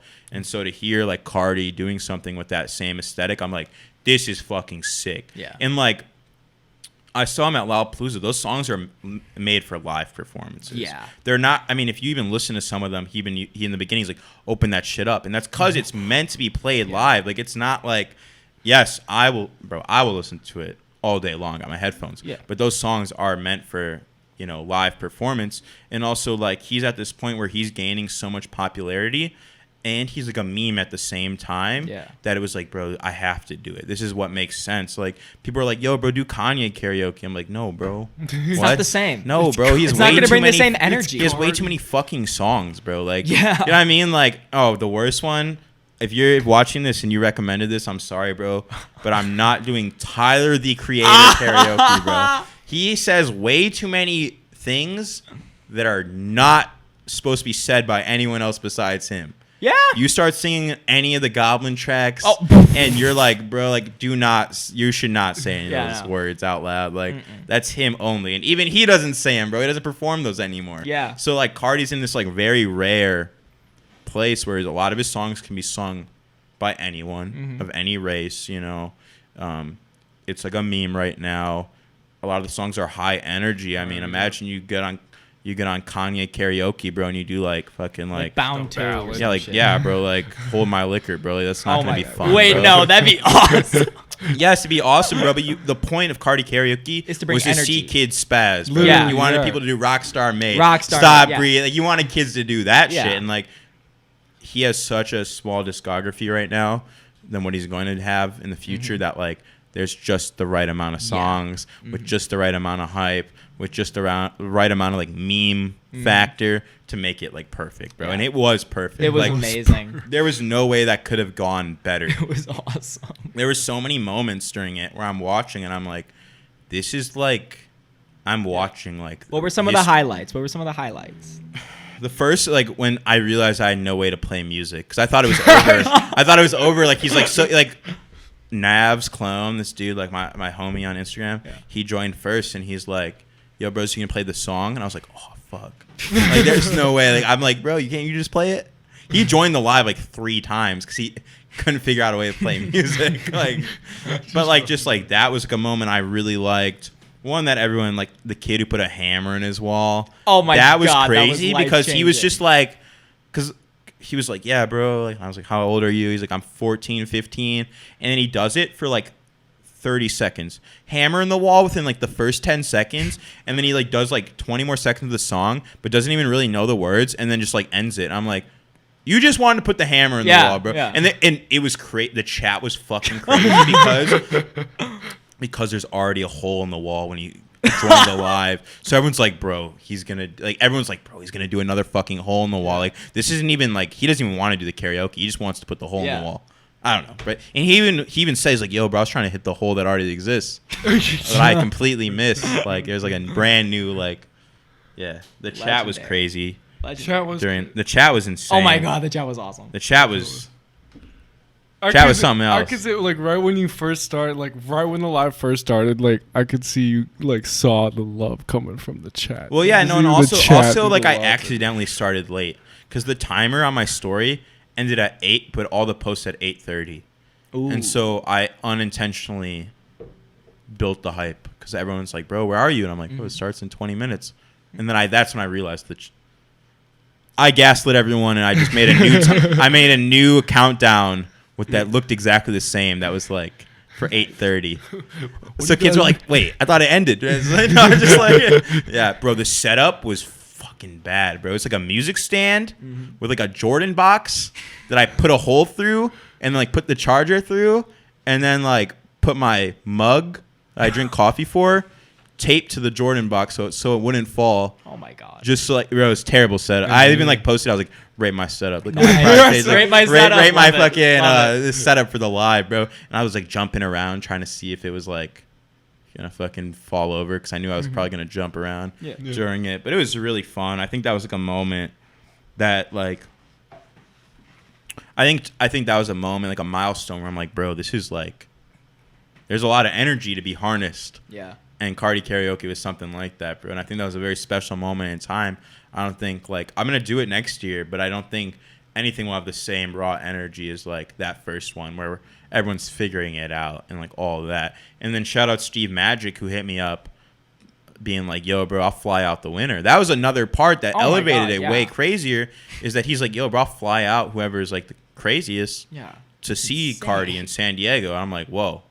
Now it's like serious, Now bro. it's like a thing. Now it's like really actually serious, and like kids who like maybe weren't gonna do it before are now gonna join. there was definitely moments like that where you could tell like they didn't know They the just want a trip songs. to San Diego. I don't know, bro. I don't want to. I mean, I think everyone really tried, but like some people, not all performances were equal, which is okay. Because I think it added to it, you know. But it was cool. I remember Steve at the end of the performance. He sent me like a picture of him with like his iPad, and bro had like detailed ass notes, bro, of everyone. Yeah, like their name, like Instagram username, age, like what song they performed, like highlights, lows. I was like, whoa, bro, what the fuck? Scouting Like, doing reports? yeah, bro, literally, Honestly. bro. And we're like talking about it and shit. And the kid who did Fell in Love, Kyle, he was the best performance that night, and he was 17. And we were trying to figure it out. We're like, is there a way we can get him to be able to go to San Diego? We can't give anyone a ticket who's not 18. That's just a terrible decision on our part. Even if their parents are cool with it, you can't do it, right? Yeah. It's like a legal thing, you know. But so we even asked him like, "Yo, bro, when's your birthday?" Hoping he would turn 18 before the thing. He didn't, and I don't know if Steve would want me to say this, but who fucking cares, bro? Steve bought Kyle a pair of Ricks. Like Whoa! Ramones. Damn. No he was way! so good. Because he was so good. We're like, bro, we Get wanted him him to oh like. my God. We got Steve apparently got him a pair of Ricks. He's like, I'm gonna buy him a pair of Ricks. Damn. So Hard. Kyle's got some Ramones right now. Oh I don't my even God. got Ramones. Damn. You should Yeah. get Ramones. That'd be Yeah, funny. bro. I know the dude who did win, Baz. He like pulled out like the Rick Docs in the middle of his like, Ooh. and they were like laced up to look like the pentagram too. Nice. So I was like, oh shit, Baz was like really good. He knew all the words. He had the right amount of like vamp energy. Yeah. He like, you know, like he was like the winner in my eyes. But the problem with like, it's not a problem, but just like something that happened was he's mixed, and like the lighting in the room my made him God, look yeah. like white. Yeah. And like he was saying the N-word, and the chat got like really like was like what? Well, one of his friends, bro, did this. One of his friends was like, "Go white boy," and the whole chat thought he was like white, and was like started like being like, "Oh my God!" And so like even I was getting like texts, bro. I was getting like texts from my friends being like, "You gotta end this somehow, like figure this out." And bro, I could just tell, bro. I was like, this dude's definitely not white, bro. Like this is okay, so I'm just gonna let it play out. And I made a joke when he ended. I was like, yeah, bro, you knew every word. Like I just had to like, you know, play that. Like I was like, yeah, bro, you knew every word. But then I had to clarify with everyone because I didn't want this to turn into something like really negative. I just said, hey, bro, like clarification, like you're mixed, and it worked. You know, he just clarified it. It wasn't a big deal. I didn't want it to be a big deal because it's not a big deal. It literally was no problem. Yeah. It was just a misunderstanding. It's a pretty good example of misinformation spreading in like 2 seconds. Damn. Like within like like even we were talking about before, like the comments, like just chat, like repeating what they like see. yeah, bro. I had to like kick one person out. He was just being like a dick, and I was just like, bro, like to get in front of all these people on the live and just like sing a Cardi song in our room, bro. Like, how are you gonna be a dick, bro? Like you didn't even join the live. Oh. So also his username was like V-Lone Thug. Like, bro, you already L. Yeah, this actually. So this Friday, I'm going live and like auctioning off pieces. Ooh. I like never have done that. Like in the vintage world over like over quarantine, the people like especially in like LA couldn't go to like Fleas, and Auctions so they were got like really big, they were like didn't they? auctioning shit off on Instagram, and it got like super out of hand. Like people were like at the time it was overpaying, but now it's like created a whole new market. But like the big one is like someone paid $6,000 for like a Disney Aladdin shirt. Oh, the Genie team? Yeah, the Genie Yeah, shirt. I saw and that like, one. And like I've never done a live auction like that or anything, but recently I have like gotten like a ton of really good pieces that I'm like the auction is the only way I really want to do it. You know what I'm saying? Yeah. And also I've never done like a live auction because as you can tell, like if I go live, bro, I'm gonna have a bunch of kids just like trolling while I'm trying to sell these shirts. Yeah. So I had to find the right person to like, you know, be like, yo, let's go live together because you have an audience who is used to you going live and selling shirts. And so if I do it through you, there'll be actual people watching who are ready to buy items. Who's it with? Loveless Vintage. I love Loveless Vintage. Loveless Vintage He got is me really into cool. Depop. I started watching his videos. He is really cool. Yeah, really seems good like a nice dude. guy. Jackson, right? Jackson. Love that guy. Yeah, and he was in a band I liked when I was in high school, and I didn't sick. know it was There was a him until like way correlation. later. He's like, yeah, he's a video of my band. I'm like, no fucking No way. fucking way. Yeah, he's Yeah. like one of my favorite sellers. Yeah. Yeah, So that's really cool. we're doing with him. I chose him just because I feel like a lot of our audience overlaps, and so it'd be really like good to just have that dual, thing. thing. And he knows how to run. He like, does. The live I see him do them all like the I time. don't do them ever, but he knows how to do them and he knows how to run them. And it's like kind of walking me through. Like we FaceTimed and he helped me pick out some certain pieces, and he'd be like, "That'll be a good one to do. Like make sure everything's measured before with like the flaws, like blah blah blah." Like he's helped me walk me through because I've never done it, but this is like, I've never been like anti live auction. I'm actually pretty like pro live auction, but I've just never like participated in them, never really watched them or anything. So I was like, this is my time to do one. And since like I think the hype on it's died, now that I'm doing one, I'm like, it's like, well, it's not even like, bro, it's just not as big as it was. Yeah. Because people can actually go to fleas and shit. But I've never done it, and so this is like my first time doing it, and so it was like a big thing I got to announce today.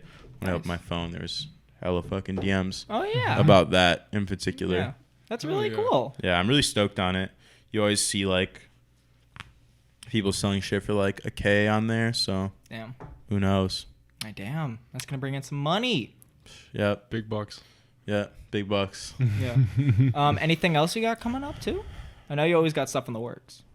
I do. I think I'm just gonna announce it because this will happen. I'm gonna make it happen. So if it doesn't happen, just know that I took the L. But this should happen. Do you know what Bid Stitch is? Yeah. I'm working with them right now. Ooh. I'll be doing video content for them. Nice. One video a week. Oh my God, Just nice. So we're working together. They hit me up after the Cardi karaoke, actually. Oh, shit. That means they saw it because they were like, "Yo, do you live in San Diego?" And I'm like, "Yep, you guys saw Cardi karaoke." Nice. And like, we're just talking about what it would entail. But right now, it's looking like one video a week, just like a piece of video content. So Nice. yeah, so I'm really excited about them and to brainstorm some ideas. They really want it to be like with an in-person thing, but there's just no way I can get everyone I want to do like I can't get everyone in person. And like at first, I thought it'd be a good idea to maybe like fly out to LA, line up a ton of them, and do them all like in 1 week, and then fly back. I don't know. See, that's just stuff we're figuring out. But right now, I think that's going to be the plan. I've always wanted to do more video stuff, and I just haven't. It's just so much stuff I want to do that it's like I've never really. You can't get to all of it all at once. So, but now I'm excited to have this opportunity where it's like I have actual purpose to do it, a reason to do it, expectations. Like I need one video a week. Like I got to make one video a week. I got to actually produce the content. I think that's going to be a thing that's really fun. I was talking the other day, like I think the end goal is I'm gonna end up as like a Kerwin Frost. I think they're just gonna like I'm just gonna like that's what I get a lot, but I think I'm just gonna be like an interview. I think I'm just gonna end up being like a personality because like vintage, like all right, I'm gonna get real capitalistic with it. I want to be a millionaire, and you can't be a millionaire off selling $10, $15 shirts. No matter how good even if you get them for 1 cent, the amount of time it's gonna take you to flip enough to get $1 million is going to be fucking impossible.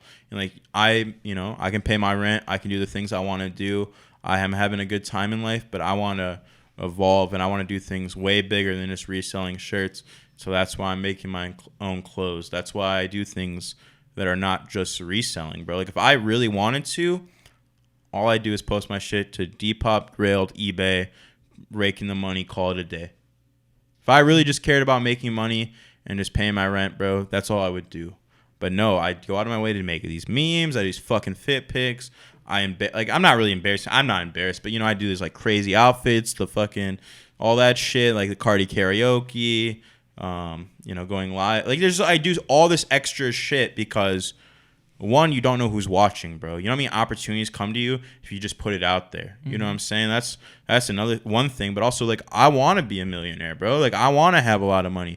I want to be able to live, like, a really cool life, bro, And a lot of people want that. A lot of people want it, bro. Like, a lot of people who say they don't want it are capping. They do want it. You know what I'm saying? Like, and it's like, if you want it, you got to have things set up in place to do that. And, like, that's what I'm doing now. I'm setting myself up. I'm going to try everything, bro. Maybe these podcasts or whatever video content I do with Bid Stitch aren't good. Maybe I'm just bad at it. But you know what? I tried, bro. And you know what? Who cares? That's what matters, bro.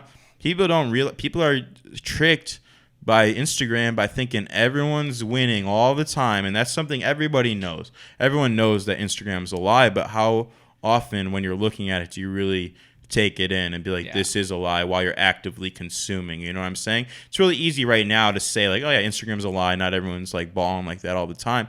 But how easy it is while you're looking to consciously think that. It's really hard, you know? But for me, it's like, I'm 22. Really, in all honesty, I should be like just about finishing college right now. Mm-hmm. Like if I was on that time frame, you know, I wouldn't be stressing out about, you know, I'd be stressing out, but like, I just don't think people don't realize how long they have to do things, bro. Mm-hmm. And how like you're not limited to being like, oh, you got to be a millionaire by the time you reach 28 or you die. Like that's not real, bro. Like life is whatever you want it to be. And I do want to be a millionaire. I want to have like a fucking huge house in LA, bro. I want to do these like big shopping sprees. I want to hang out with a bunch of cool people, bro. But it's like you got to put in the work to get there. And a lot of people don't do the work. That's a lot of things. People want to get shit without putting in work. And it's not even about putting in like genius work. It's literally just about doing it. And I get a lot of questions a lot of time being like, yo, bro, how are you so motivated? I'm not fucking motivated, bro. I wake up and I'll just scream, bro. I'm like, holy fuck, I don't want to do this right now, bro. Like even a day earlier, I was about to nap before I came over here. And Jackson texted me, he's like, yo, are we still doing the live Friday? Like, you going to post about it? And I was like, fuck. Because all I wanted to fucking do was just take a nap and, forget I had shit I had to do. But you know what? I take that 30-minute nap. I wake up. My room's still messy. The post still isn't made. I haven't, done anything in those 30 minutes. And it's like, you got to just do. You got to do. That's really it, bro. And, like, people don't realize the process is the fun part. The process is the rewarding part. There's so many times I've done stuff and I've hit the goal or the accomplishment and I'm like, damn, like, fuck, it's over. Like, you know what I mean? Yeah. The fun is in the doing. Yeah. The joy is in the process. And the moment you expect a return from the process is when you start to suffer. The moment you put in work into something and you're like, oh, I didn't get this many likes, that's when you suffer. Mm-hmm. If you're not doing things to do them because you have to do them, because you want to do them, and that's something that you feel is right to do, that's what you should do. That's really what you should aim for in life. You should, whatever you want to do in life, you do it because that's what you want to do. All the rewards and all the benefits of doing those things are byproducts. The real goal should be the doing. The doing is going to be the most fun. The process is always the most fun. The journey is always better than the destination. So I'm always trying to find stuff to do.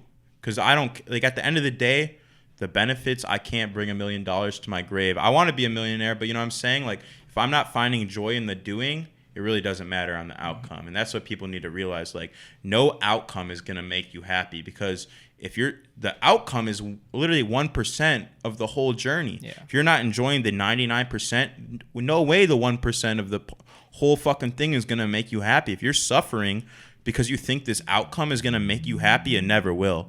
Like, that's really that's just it. You have to enjoy the process. If you don't enjoy the process, find something else to do.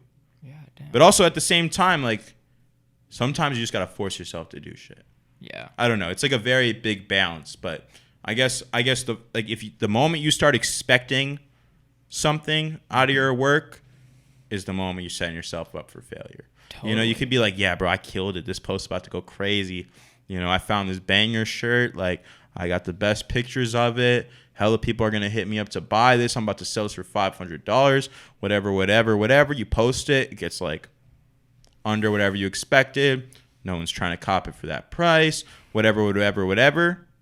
Just have the moment. Enjoy the moment, bro. Mm-hmm. Enjoy that you found that shirt. Enjoy that you got enjoy it for yourself, because the outcome is never going to be what you want. You can't even control the outcome. The only thing you really can control is the process. So fuck with the process is the best part. You really can't even control the outcome. So why even expect one? Yeah. You know what I mean? The process is literally the most important part of every single thing you do. The outcome, you're not even in control of the outcome. So why even fucking put expectations into it? Damn. That was fucking wisdom. Beautiful. You know what I'm saying? That's so many people will do things expecting an outcome and then get bitter when the outcome isn't the way they thought it was going to be. Yeah. It's like you can't even control the outcome. If you don't The enjoy only shit you journey. can control is the process. Yeah. God damn. That was lovely. That was literally wisdom. And like sometimes there's motivation does not hit you, bro. No. There's no such thing as just being like, yeah, bro, I'm so motivated. No. That's cap. There's willpower. Willpower is actually what happens. You can train yourself to have more willpower. You know what I'm saying? Like, and the way I look at it is like, am I gonna regret what I'm about to do right now? Like, you know what I'm saying? Like, if I go take this nap, bro, am I gonna regret when I wake up? Yeah. Like, and it's like fucking like 1 a.m. and my room's fucked up and like I got nothing done. You know what I mean? Like, Yeah. no, bro, it's like you gotta pick your suffering. You know? Yeah, I know. You could either suffer through the shit that you know is gonna be better for you, or just like suffer afterwards. Yeah. When you realize you didn't do what you should have done. It's about that self-control. People confuse that a lot. You know, they say, like, only do things that you love doing, but then when they're in that mindset, we're like, oh, I don't really feel like doing that. You're never going to feel like doing it. I feel like they confuse it as, oh, no, maybe this just isn't for me. Maybe I'm falling out of love with it. That's not motivation It's not happens when you do. Yeah. Because the more you do, the more motivation is going to happen, you know? Yeah. And being lucky is about the more you do. The more you do things, the more lucky better you chance get. you have Because the more you make it known that you're doing something and that you're actively trying something, more people are willing to help you out, and you're going to get lucky. You're going to get more opportunities. But if you're not making it known that you want to do these things, or that you're just doing these things in general, who the fuck's going to help you out? No one's going to fucking hit you up randomly and be like, yeah, bro, I know you want to do this, so here's this opportunity. No, bro, you just start doing. You start doing. And like another thing is like just like a social media based thing, bro, is like just fucking post, bro. Like it's not that deep. It's not that fucking deep. Like if you're someone who wants to get on Instagram and create a brand for yourself or whatever, fucking post, bro. No first brands content is good. I scroll to the very bottom of Supreme, bro. It does not look that fucking crazy, you know? Like I scrolled to the bottom of Sean Weatherspoon, bro. Like not that great. Like Sean Weatherspoon's a great example. He posts like 5 times a day, bro. Yeah. He doesn't give a fuck. He just likes sharing the process, bro. And I think that's why a lot of people resonate with Sean, bro, because he's so open about the process. And more people, you know, we're in an age where it's more easy to share information than ever. So share it. Damn. You know what I mean? And especially information that people can get anyways, bro. Like you sharing that you're fucking screen printing, people can learn that, bro. Like don't need to gatekeep that. You know what I mean? There's obviously parts of what I do that I don't post because I want to keep it a secret. That's like, you know, the way you build hype or whatever, but you got to share what you're doing. Share the journey, bro, because how are you going to come up if no one even has a reason to care? Like, you know what I'm saying? You're not going to make one post and it's going to be like the post that sets you off. You know what I'm saying? Like it's about consistency. It's literally consistency. Consistency is the thing that is most important. People like, well, actually the other night, like I think like last week, Friday, I was on Instagram and it's like 1 a.m. and this blew my fucking mind. I realized this is the biggest thing I realized is that I'm on Instagram, right? Look at a story. It says, first of all, I look at stories more than posts, bro. Yeah, same. You know, exactly, bro. It's why I'm saying the story is more important. Who the fuck scrolls Oh my Instagram, God, bro? I just be looking at the stories, right? But anyways, I'm looking through that. The first story says, hey guys, sorry I've been busy. I'm going to get back to posting next week. Skip, add, whatever. Next thing. Hey guys, I've been whatever. I'm going to get back to post. I'm like, bro, 2 in a row? And I'm like, you know what? And I see that post all the time. I've made that. I've made that story post like, yo guys, sorry, getting back to it, you know? But if I saw 2 in a row and I know I see those constantly, I bet I could outdo 80% of people by just being consistent. Yeah. If I am just consistent and post not even 10 things. 10 things is pushing it, but I'm going to be able to do it. But if I just post 5 things for sale a day, I'm killing it, bro, because people can't even be consistent. Yeah. Some people can't be like, you know, if you can post 5 things for 30 days straight, bro, you are going to be fucking balling, bro, because most people get motivated one time, do all the work, and then they fucking burn themselves out. Then they fucking fall off for a week. You know what I'm saying? You want to try to beat out those people Yeah, who are like, sorry, get back to it now. You know? Yeah, like no one cares if you're getting back to it now. about They just want to see doing. you doing it. You know what I'm saying? Like, And I get self-conscious sometimes because sometimes I'll just get lazy or I'll just be like literally just not want to do it. You know, always whatever. feel so self-conscious. And I'll be like, It's and I have to realize, hard. bro, people watch your story once. You're the only person who's looking at your story like 5 times a day, bro. Yeah. No one's actually going through and be like, oh, wow, Juna didn't post on his story in 2 hours, even though he said he was going to, well, like, no one fucking cares that much. Like, Yeah. you know what I'm saying? Unless you're doing like a big drop and people are like, no one usually cares. You know what I'm saying? So, like, you can win and, like, be ahead of, like, 80% of people by just being consistent because most people can't even be consistent. And it's, like, not, like, hating on those people, but it's just something I realized. Like, if you really want to get ahead, just be consistent. That's literally it. Yeah. It's not about, like, your quality of work will improve over time. It's literally about just doing. Yeah. Just doing every single day.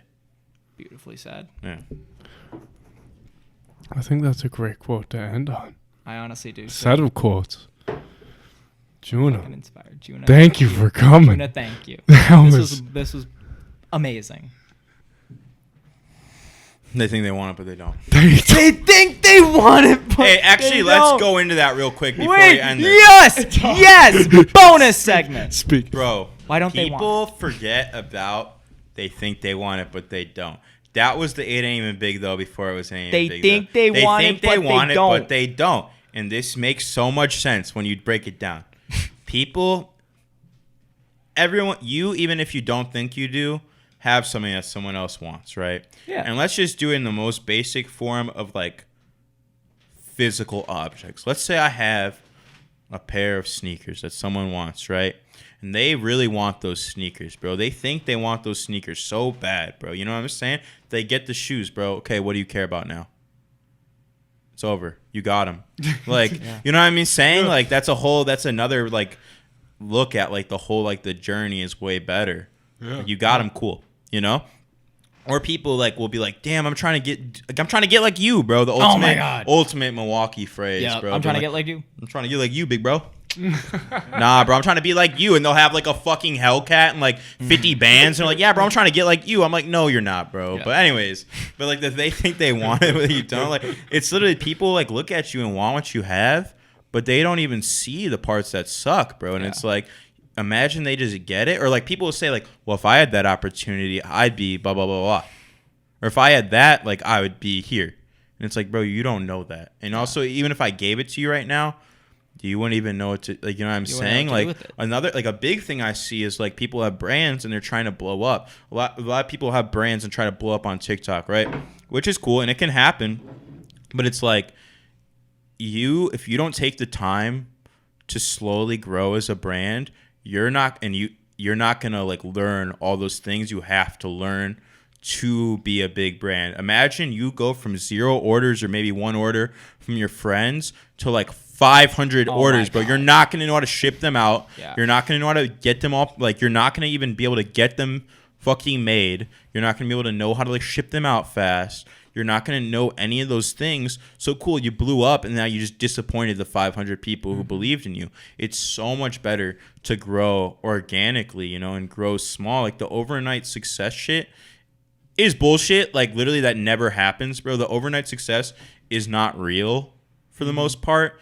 And if it is, like, it's not, like, bro, there's so many moments of coming up with Juna Thrifts that have been, like, the fucking, like, I'm just going to knock them off, bro. Being recognized in public. That was, like, one that I wanted for so long. And, like, that can sound super vain, but I wanted it, bro. I wanted someone to be like, yo, it's you. And I got it. It happens multiple times a week, and it's fucking sick. If you see me out, come say hi. I'm probably going to be more geek than you are, bro, actually. I actually am usually way more geek than they are, right? Like that happened, right? Today, I hit a really big monetary goal with, like, my sales, bro. Like, that's something I wanted for a fat fucking minute, bro. And that's some shit that, yeah, sure, if I just, like, blew up on TikTok, yeah, bro, I would have hit the goal ASAP, bro. But it's not the point, you know what I'm saying? The point is the whole journey leading up to it has been so fun. Like, the first time I put a drop out and, like, it started selling super fast, like the Always and Forever shit, that was something I really wanted, you know what I'm saying? Or, like, you know, like, I got like VIP tickets to run the jewels, right? And that was like something I had wrote about all the time in my journals. I'd be like, yo, I really want to somehow get like VIP to something. Like, I don't know how it's going to happen, bro. Like, but that's something that happened, you know what I'm saying? And if I just blew up and all that shit happened automatically, how am I going to even enjoy those things, you know what I mean? And like, I want to be able to enjoy every single small little win, bro. And so if I blow up right away and it's just like, okay, overnight, I'm the biggest thing ever and I got $1 million and all that shit, like, cool. But I missed out on the whole fun part. The fun part is the growing, bro. Those little small wins that you're going to look back and be like, damn, bro, I was geeked about that. Like, you know what I'm saying? Like, those are what makes it worth it, bro. You know what I'm saying? And so the whole that's what they think they want it, but they don't. It's like, you don't. You got it. If you got it all right away, what's the point? Now you missed out on the whole journey, bro. That's what makes it worth it, bro, is the journey. If you just got it right away, what's the point, you know? Yeah, people don't realize. Like, that's sneaker people who are like, yeah, bro, every shoe should be every shoe should be general release. They're like, that would be so much better. No, it wouldn't. No, it fucking wouldn't. First of all, you wouldn't know how to dress then, because you would just have access to every shoe, and we see what happens with fashion reps, bro. Yeah. Like, you look like shit. Also, that's the fun of sneakers, bro, is not being able to get every shoe, because now the shoes you do get, you value more, and you're more excited to wear them, and it's more of a fucking process. Whoa, I hit on sneakers, bro. I'm getting them in the mail. Yo, look at all those small details I couldn't tell in the picture. You know what I'm saying, bro? Yeah. People think they want it, but they don't. They don't. They don't. And even I think I want it sometimes. And I don't, you know? Damn. Yeah. All right. There you go. Well, in that case, Thank you. Yeah. thank you. Yeah. This has been 1420B. Tune in next time.